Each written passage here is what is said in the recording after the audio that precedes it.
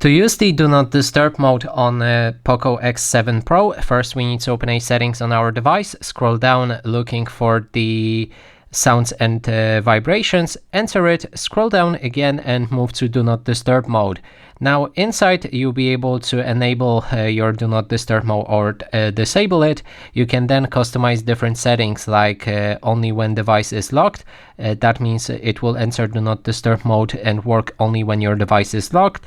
Then you can manage and notify about calls during Do Not Disturb mode, and you can receive them from anyone, from contacts only, from stirred contacts only, or none of them.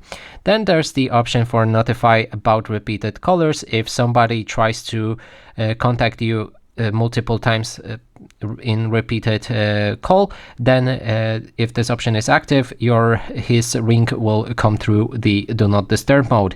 Then there's the schedule turn on time, and if you select that, you can customize rules for when Do Not Disturb mode will turn on automatically. You can adjust the settings here like name, start, and time, and how many times it will repeat.